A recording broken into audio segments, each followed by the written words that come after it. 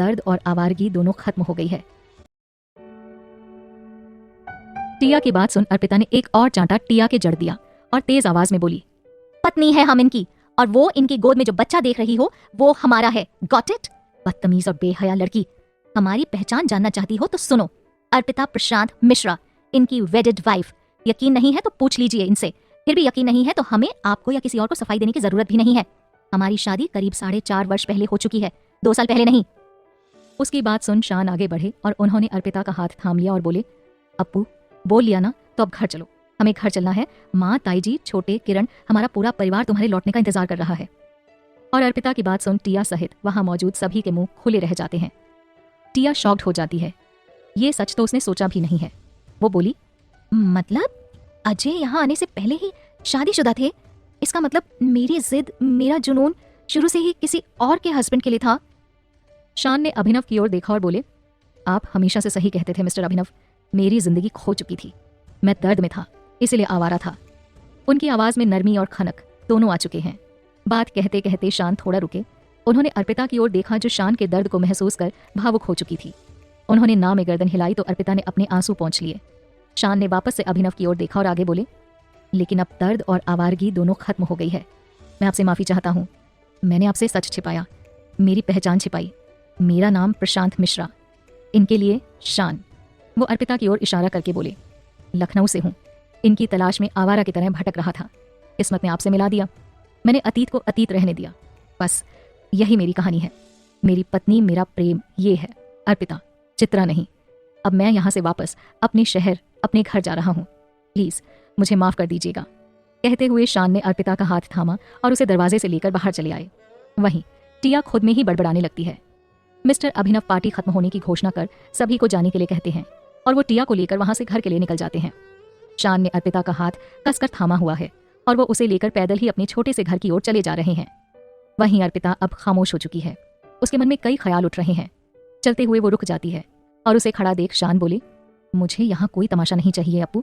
आगे क्या करना है क्या नहीं हम घर की 4 दीवारियों में सोचेंगे, यूं सबके सामने नहीं। चलो अब। कहते हुए शान आगे बढ़े तो अर्पिता धीरे धीरे अटकते हुए बोली, लेकिन शान, चित्रा। उसकी बात सुन शान रुके और गुस्से से अर्पिता की ओर देखते हुए बोले, ठीक है, अब भी तुम्हें अपने मन की करनी है तो ठीक है, करो, जाओ, तुम्हें जहां जाना है जाओ। मुझे मेरे जीने और मुस्कुराने दोनों की वजह मिल चुकी है। हमारा बेटा प्रीत, मैं इसे लेकर जा रहा हूं। तुम्हें जहां जाना है जाओ। कहते हुए शान आगे बढ़ गए। शान रुके ना, शान, प्रीत। और शान बिना रुके बढ़ जाते हैं। वो रुकते ही नहीं है। शान, प्रीत को हमें दे दीजिए ना शान, हम चल रहे हैं, रुकिए तो सही शान। अर्पिता भरी हुई आंखों से कहती है तो शान रुक जाते हैं। अर्पिता के पास आने पर उन्होंने उसका हाथ पकड़ा और उसे लेकर घर पहुंचते हैं। वो डोरबेल बजाते हैं। शान, यहाँ कौन कौन है ये तो बताइए। और शान ने बिन देखे कहा, ताई जी, ताऊ जी, श्रुति, चित्रा। ये सुन अर्पिता बोली, शान अब हाथ तो छोड़िए, हमें सर पर पल्लू लेना है। और अर्पिता को सुन शान अपनी हाथों की पकड़ धीमी कर देते हैं। तो अर्पिता हाथ को छुड़ाकर सर पर आंचल रखती है और उंगलियों को क्रॉस कर दरवाजे पर खड़ी रहती है। चित्रा आकर दरवाजा खोलती है तो सामने प्रशांत अर्पिता और प्रीत को देख शॉक्ड हो वहीं खड़ी रहती है। चित्रा की आंखों में देख अर्पिता दरवाजे से आगे कदम बढ़ा ही नहीं पाती।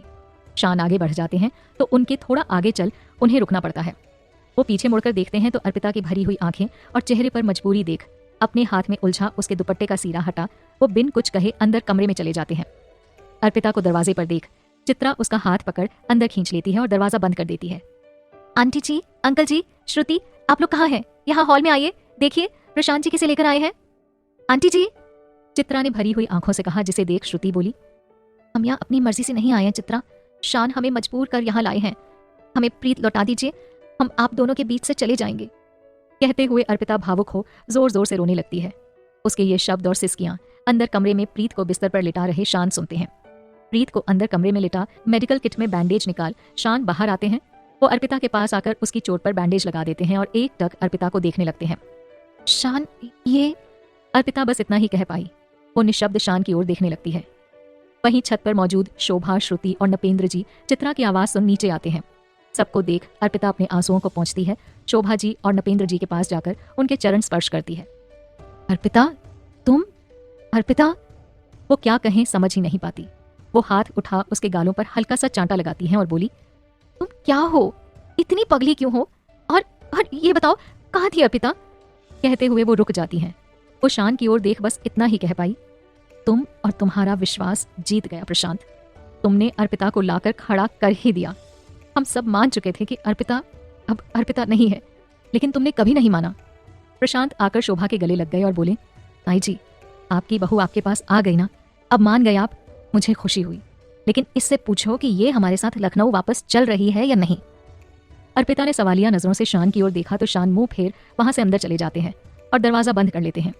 ये देख अर्पिता दौड़कर शान के पास जाती है और आवाज देते हुए बोली, शान, प्रीत को गले से चिपक कर सोने की आदत है, नहीं तो वो सोते हुए डर जाता है और रोने लगता है। पर शान ने कोई जवाब नहीं दिया। तो शोभा जी हैरान हो उसके पास आई। उन्होंने अर्पिता की ओर देखा। उनकी आंखों में कई सवाल हैं।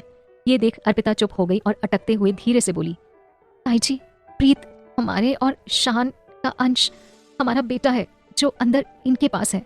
हे ठाकुर जी, मतलब शान का अंश उसका बेटा भी है और हम में से किसी को खबर भी नहीं। अर्पिता, बहुत गलत किया है तुमने। शान का नाराज होना जायज है अर्पिता। शोभा जी ने स्पष्ट शिकायती लहजे में अर्पिता से कहा। तो अर्पिता बोली, ताई जी, आप तो हमें समझिए, हम यहाँ कैसे रह सकते हैं, हमें जाना ही होगा। हे ठाकुर जी, अर्पिता अब भी तुम जिद पर अड़ी हो और कितना मेरे बच्चे को तंग करोगी? बोलो, जवाब दो, कितना परेशान करोगी उसे तुम? और तुम खुद कब तक यूं खुद को उससे दूर रख पाओगी? प्रेम करती हो उससे तो किस लिए ये सब कर रही हो? शोभा जी सख्त लहजे में बोली और अर्पिता कुछ नहीं कहती, बस आंखों में आंसू लिए खामोश हो जाती है। शोभा, हम अभी के अभी लखनऊ निकल रहे हैं। सुबह तक का इंतजार किया तो ये कहीं फिर से चली ना जाए। इस बार नपेंद्र जी बोले तो अर्पिता खामोश हो नजरें झुका लेती है। तभी शोभा जी चित्रा और श्रुति से बोली, जो भी जरूरी सामान ले जाना हो पैक कर लो, हम सब अभी आधे घंटे में निकल रहे हैं, अब यहाँ और नहीं रुकना है।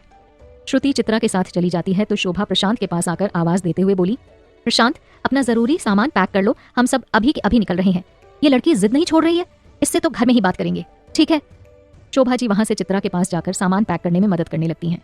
नपेंद्र जी वहीं रुक अर्पिता के पास आए और बोले, अर्पिता, हम सब तुम्हारी मजबूरी समझ रहे हैं, लेकिन तुमने हमारे परिवार के अंश को हम सबसे दूर रखा। ये ठीक तो नहीं किया। तुम ठीक थी, सुरक्षित थी, तुम्हें वापस आना चाहिए था।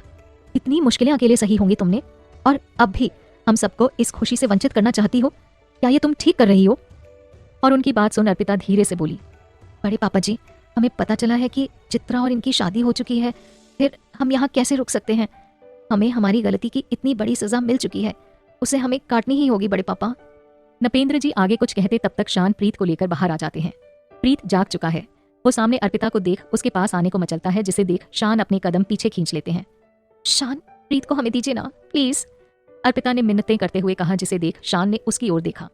शान की खामोशी समझ अर्पिता बोली, हम घर चल रहे हैं शान, अब तो प्रीत को दे दीजिए। शान, सुनो ना। और अर्पिता की बात सुन प्रीत बोला, मम्मा, ये चांद पापा है, पापा ने हमें ढूंढ लिया।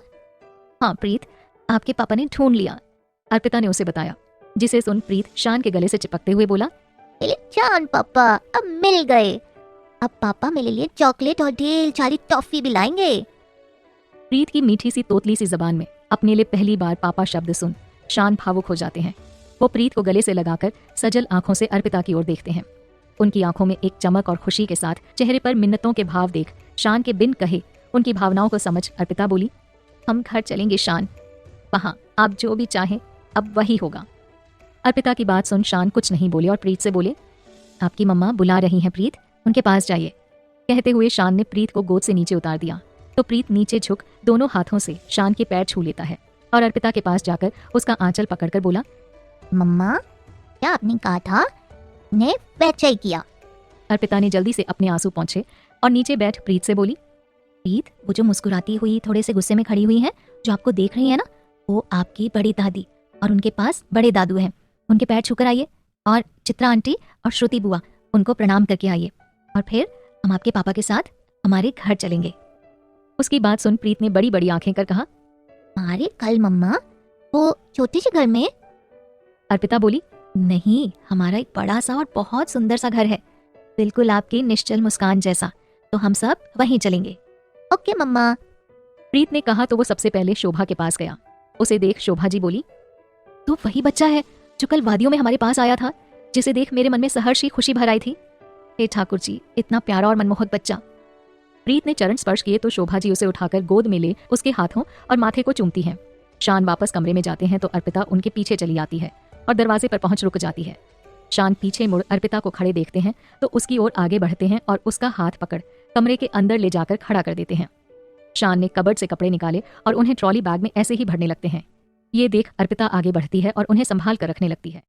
शान उसके पोस्टर के पास गए और उसे संभाल कर निकाल कर फोल्ड कर गिटार के कवर में रख दिया। उन्होंने वहीं रखे कपड़ों में से एक जोड़ी कपड़े उठाए और बिन कहे चेंज करने निकल गए। अर्पिता कपड़ों को रख चारों ओर देखती है तो उसकी नज़र कुछ और ज़रूरी चीज़ों पर एक अलमारी में उठाने के इंतजार में बैठी है, उन पर पड़ती है। उन्हें उठाकर वो संभाल कर रख एक पॉलिथीन में रैप कर रख देती है। चेंज कर शान बाहर आते हैं तो अर्पिता की नज़र उनके हाथ में पड़ी उसकी पायल पर पड़ती है, जिसे देख वो सोचती है शान ने अभी तक इन्हें इतना संभाल के रखा है। ये देख वो शान के पास आती है और उनका हाथ पकड़ती है। शान दूसरे हाथ से उसका हाथ छुड़ाकर शर्ट पहन लेते हैं। अर्पिता अपने एक कदम पीछे खींच लेती है और बाथरूम में जाकर एक नज़र डाल उनके पिछले कपड़े और टॉवल दोनों उठाकर उन्हें भी कवर कर पैक कर देती है। वो बैग उठा नीचे रखती है तो शान बिन कुछ कहे आगे आकर वो बैग ले लेते हैं। उनके बिखरे बाल देख अर्पिता सामने खड़ी हो जाती है और हाथ बढ़ाकर बालों को संभालने लगती है। शान एक टक उसे देख मन ही मन कहते हैं, अरे इस एक स्पर्श के लिए कितना तड़पा हूं मैं अर्पिता। बालों को संभाल अर्पिता हाथ हटाती है तो शान एक तरफ हो बैग लेकर बाहर निकल आते हैं। बाहर सभी सामान के साथ तैयार खड़े हैं। शान के आते ही प्रीत शान पापा करता हुआ उनके पास चला आता है। ये देख मुस्कुराते हुए उसे गोद में उठा लेते हैं और सभी वहां से स्टेशन के लिए निकल जाते हैं।